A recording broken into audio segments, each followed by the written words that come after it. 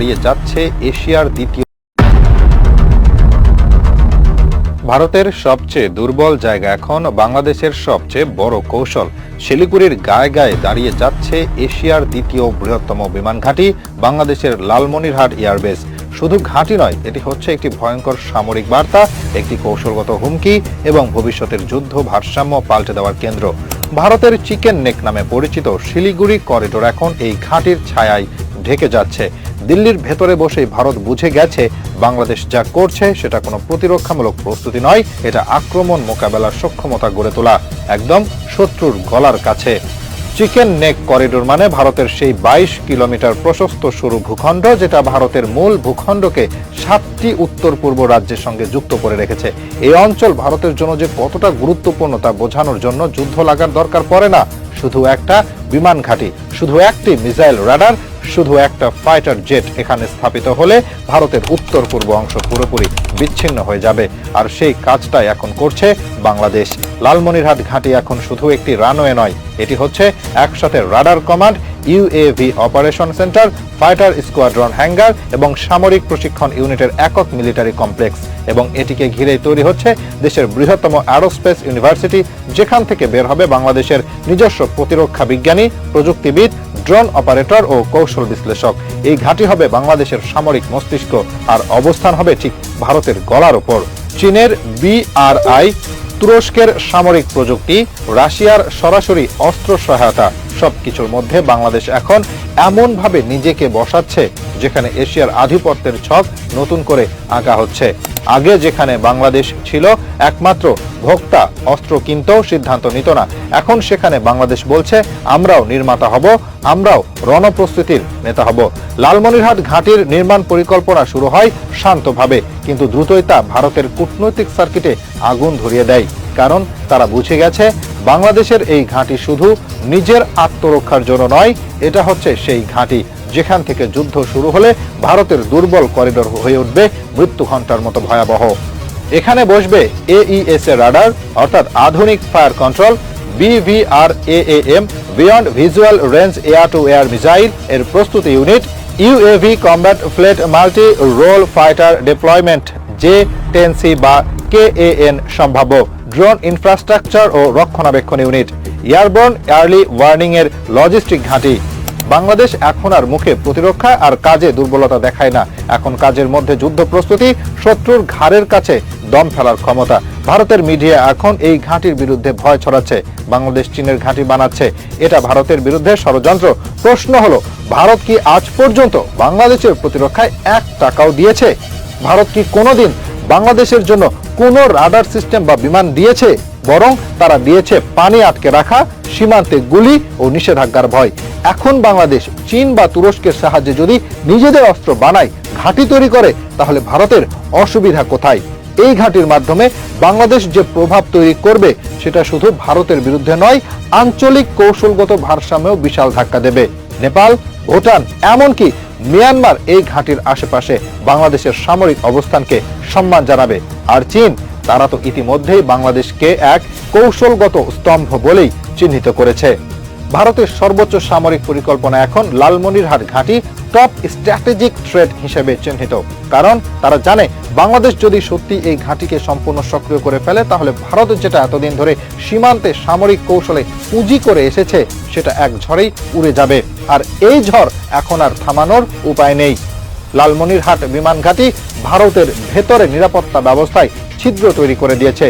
যতক্ষণ এই ঘাঁটি ছিল একটি ভবিষ্যৎ পরিকল্পনা, ভারত তখনও আড়াল করে আশঙ্কা লুকাতে পারত, কিন্তু এখন যখন এই ঘাঁটির ভূমি সমতল হচ্ছে, রানওয়ে বিস্তৃত হচ্ছে এবং আন্তর্জাতিক সামরিক শক্তিগুলো সরাসরি বিনিয়োগের আগ্রহ দেখাচ্ছে, তখন দিল্লি বুঝে গেছে তাদের চিকেন নেক আর কোনো নিরাপদ প্যাসেজ নয়, এখন সেটা পরিণত হয়েছে এক ভয়ঙ্কর ফাঁদে। বাংলাদেশ বুঝে ফেলেছে এই অঞ্চল শুধুমাত্র প্রতিরক্ষা নয়, আন্তর্জাতিক ভূ রাজনীতির কৌশলগত প্রবেশদ্বার। ভারত যেমন শিলিগুড়ি করিডোরের উপর নির্ভর করে 7টি রাজ্যের যোগাযোগ বাঁচিয়ে রেখেছে, তেমনি বাংলাদেশ সেই করিডোর ঘিরে এমন ঘাঁটি বসাচ্ছে যেখান থেকে ভারতের 7 সিস্টার্সকে মুহূর্তেই বিচ্ছিন্ন করা যাবে। যুদ্ধ লাগার দরকার নেই, শুধু নজরদারির মধ্যে রাখলেই ভারত জানবে তারা আর একচ্ছত্র আধিপত্যে নেই। লালমনিরহাট বিমান ঘাঁটি হতে যাচ্ছে কমব্যাট, লজিস্টিক্স, এয়ার সার্ভিল্যান্স এর একত্র এক সুপার হাব। বাংলাদেশ একে শুধু যুদ্ধ ঘাঁটি হিসেবে দেখছে না, বরং এখান থেকে আঞ্চলিক নেতৃত্ব নেওয়ার পথে হাঁটছে। কারণ একবার যদি বাংলাদেশ নিজের যুদ্ধ বিমান নিজে উড়াতে পারে, নিজস্ব রাডার বসাতে পারে, নিজের ইউএভি গবেষণা চালাতে পারে, তাহলে ভারত তো নয়, যে কোনো দেশকে সামরিক কূটনীতিতে টেবিলে বসাতে পারবে। আর এই কূটনৈতিক টেবিলে এখন বাংলাদেশ একা নয়। চীন ইতিমধ্যে বলেছে তারা এভিয়েশন শিক্ষা, রাডার প্রযুক্তি এবং ড্রোন সক্ষমতা উন্নয়নে সহযোগিতা করতে চায়। তুরস্ক KAN যুদ্ধ বিমানের রপ্তানির জন্য বাংলাদেশের সাথে প্রাথমিক পর্যায়ে আলোচনা চালাচ্ছে। সৌদি আরব এই প্রকল্পে $5 বিলিয়ন পর্যন্ত বিনিয়োগে আগ্রহী। এমনকি রাশিয়ার পক্ষ থেকেও Su-35 ফ্ল্যাঙ্কার রপ্তানির সম্ভাব্যতা নিয়ে আলোচনা হয়েছে। এই 4টি রাষ্ট্রের কেউই ভারতমুখী নয়। এরা সবাই জানে বাংলাদেশ এখন দক্ষিণ এশিয়ার মধ্যম শক্তি হয়ে উঠছে এবং এই অবস্থান আসছে অস্ত্রশস্ত্র দিয়ে নয়, দূরদৃষ্টি পরিকল্পনা আর সাহস দিয়ে। ভারতের জন্য সবচেয়ে বড় ধাক্কা হলো তারা এখন আর বাংলাদেশকে নিয়ে কোনো হিসাব করতে পারছে না। আগে তারা জানতো ঢাকা কিছু করবে না, চুপ থাকবে, ভারতের দিকেই তাকিয়ে থাকবে।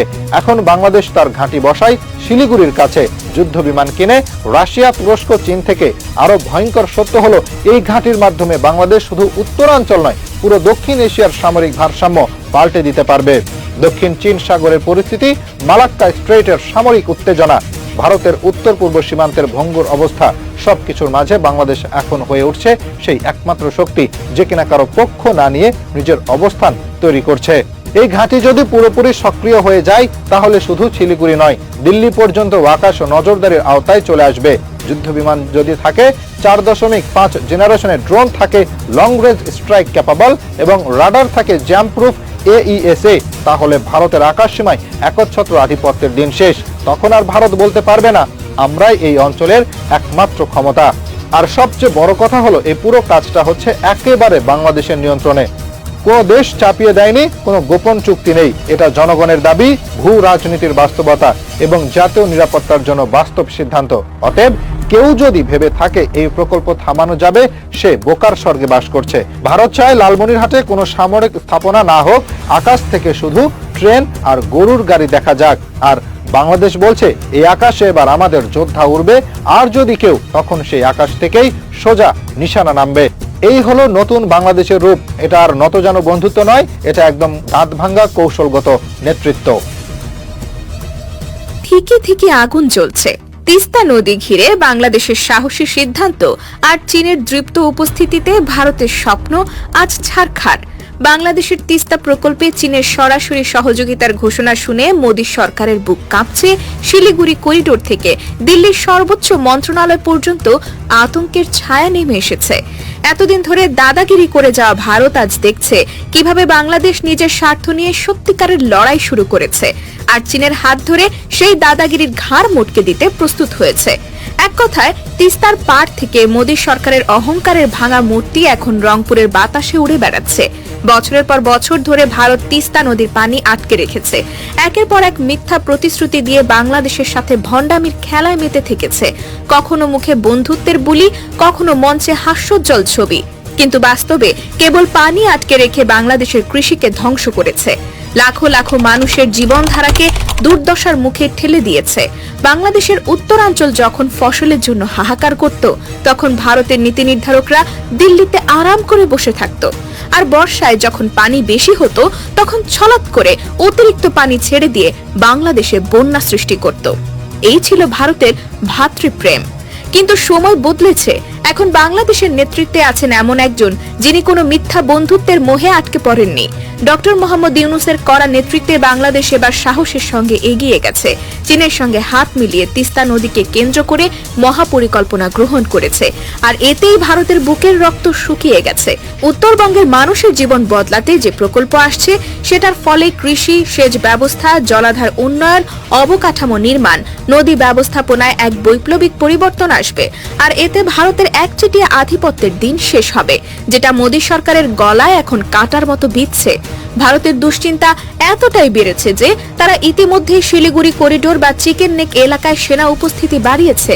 কারণ তারা জানে বাংলাদেশের রংপুর অঞ্চলে যদি চীনের বিনিয়োগ ও অবকাঠামো উন্নয়ন ঘটে তাহলে ভারতের 7 সিস্টার রাজ্যগুলোর সঙ্গেও তাদের যোগাযোগ দুর্বল হয়ে যাবে।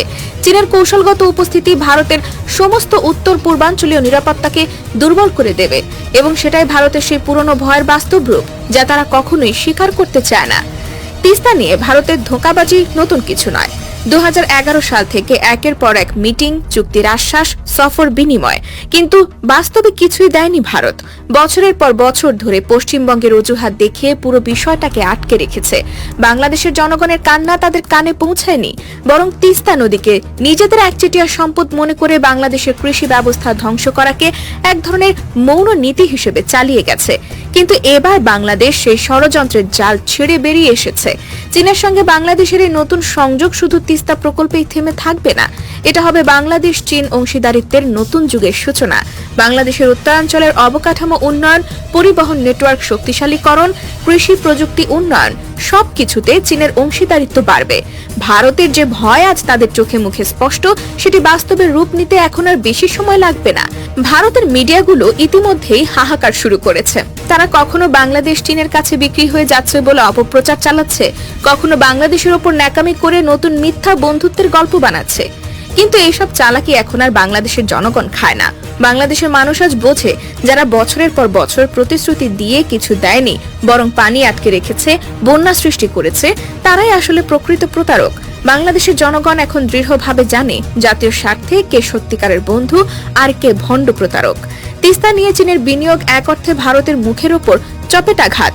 এতদিন ধরে বাংলাদেশকে ছোট ভাই বানিয়ে রাখার পরিকল্পনা ছিল ভারতের, কিন্তু এখন বাংলাদেশ দেখিয়ে দিয়েছে কাউকে ছোট ভাই বানানোর যুগ শেষ। এখন নিজস্ব স্বার্থ নিয়ে দাঁড়ানোর সময়। আর এই শক্ত অবস্থান ভারতের জন্য সবচেয়ে বড় আতঙ্ক। কারণ ভারত জানে, একবার যদি বাংলাদেশ পুরোপুরি চীনের কৌশলগত জোটে ঢুকে যায়, তাহলে দক্ষিণ এশিয়ার ভূরাজনীতি এমনভাবে পাল্টে যাবে যা আর ভারতের নিয়ন্ত্রণে রাখা সম্ভব হবে না। বাংলাদেশের জনগণও এখন পরিবর্তন চায়। তারা উন্নয়ন চায়, সম্মান চায়, ন্যায্যতা চায়। আর তাই ভারতের মিথ্যা বন্ধুত্বের মোড়ক টেনে খুলে ফেলতে কোনো দ্বিধা নেই। আজ বাংলাদেশের জনগণ জানে কার হাত ধরে সত্যিকারের উন্নয়ন সম্ভব আর কার হাত ধরে শুধু প্রতিশ্রুতি আর প্রতারণা আসে। ভারতের তিস্তা নিয়ে অযথা ছলচাতুরির শেষ পরিণতি এখন তাদের সামনে দাঁড়িয়ে আছে। নিঃস্বতা, আতঙ্ক আর কূটনৈতিক ব্যর্থতার নগ্ন বাস্তবতা। বাংলাদেশের সাহসী সিদ্ধান্ত আর চীনের দৃঢ় সমর্থনে আজ ভারতের তথাকথিত দক্ষিণ এশিয়ার দাদাগিরির প্রাসাদ একের পর এক ভেঙে পড়ছে। নরেন্দ্র মোদী সরকার এখন শুধু মলিন মুখ করে দর্শকের ভূমিকা পালন করছে, কারণ তাদের সামনে আজ বাংলাদেশের স্পষ্ট ঘোষণা, দেশের স্বার্থ নিয়ে আর কোনো আপোষ নয়, কোনো মিথ্যা বন্ধুত্বের অভিনয় নয়। এখন সময় নিজেদের অধিকার নিশ্চিত করার। তিস্তা নদীর পানি আটকে রেখে যে বিশ্বাসঘাতকতার রাজনীতি ভারত এতদিন চালিয়েছে, আজ তার চরম মূল্য দিতে হচ্ছে। বাংলাদেশের উত্তরাঞ্চলের কোটি কোটি মানুষের কষ্টকে তুচ্ছ করে নিজেদের কৃষি খাতে সুবিধা নেওয়ার যে ধৃষ্টতা ভারত দেখিয়েছিল, আজ সেই ধৃষ্টতার বিরুদ্ধে বাংলাদেশের ঘুরে দাঁড়ানো ভারতের সর্বনাশের সূচনা করেছে। শিলিগুড়ির চিকেন নেক আজ ভারতের কাছে গলার কাঁটা হয়ে দাঁড়িয়েছে। তারা জানে বাংলাদেশের উত্তরাঞ্চলে চীনের উন্নয়ন কাজ মানে হলো ভারতের উত্তর পূর্বাঞ্চলের বিচ্ছিন্নতা। অর্থাৎ ভূগোলই এখন ভারতের বিরুদ্ধে দাঁড়িয়ে গেছে। ভারতের এই দুর্দশার কারণ তাদের নিজেদের অহংকার আর দম্ভ। তারা ভাবতো বাংলাদেশ চিরকাল তাদের কথায় চলবে, মাথা নিচু করে থাকবে। কিন্তু ইতিহাস বারবার দেখিয়েছে কখনো কোনো জাতি চিরকাল বন্দী হয়ে থাকেনি। আজ বাংলাদেশের নেতৃত্ব সে ইতিহাসের নতুন অধ্যায় লিখছে। চীনের সঙ্গে কৌশলগত অংশীদারিত্ব গড়ে বাংলাদেশ শুধু তিস্তা প্রকল্প বাস্তবায়ন করছে না, বরং গোটা দক্ষিণ এশিয়ার ভূ রাজনৈতিক মানচিত্র বদলে দিচ্ছে। ভারত এতদিন ধরে বাংলাদেশকে ভয় দেখিয়ে, চাপ দিয়ে, প্রতিশ্রুতির ফাঁদে ফেলে নিজের স্বার্থ হাসিল করেছে। কিন্তু এখন বাংলাদেশ আর সেই দুর্বল অবস্থানে নেই। এখন বাংলাদেশের হাতে রয়েছে বিকল্প। চীন, রাশিয়া, মধ্যপ্রাচ্য, দক্ষিণ পূর্ব এশিয়া। আর এই বিকল্পের শক্তিতে ভর করে বাংলাদেশ নিজের স্বার্থের জন্য কঠিন সিদ্ধান্ত নিতে পিছপা হচ্ছে না। ভারতের মন করা বন্ধুত্বের গল্প আজ ইতিহাসের পাতায় পড়ে আছে। বাস্তবতা হলো বাংলাদেশের উন্নয়নের জন্য এখন চীনই সত্যিকারের সহযোগী। তিস্তা নদী ঘিরে ভারতের এতটা ভয় পাওয়ার আসল কারণ এটা তাদের সম্মানের ভাঙন। বাংলাদেশ যদি চীনের সহায়তায় তিস্তা নদীর পুরো ব্যবস্থাপনা সফলভাবে গড়ে তোলে, তাহলে দক্ষিণ এশিয়ায় অন্যান্য ছোট দেশগুলো সাহস পাবে ভারতের দাদাগিরির বিরুদ্ধে দাঁড়াতে। ভুটান, নেপাল, এমনকি শ্রীলঙ্কাও ভারতের একচেটিয়া দাপটকে চ্যালেঞ্জ করবে। আর এই চ্যালেঞ্জের শুরু বাংলাদেশ থেকে হচ্ছে, যা ভারতের জন্য এক দুঃস্বপ্নের মতো। ভারতের কূটনৈতিক ব্যর্থতা আজ আর ঢাকতে পারছে না।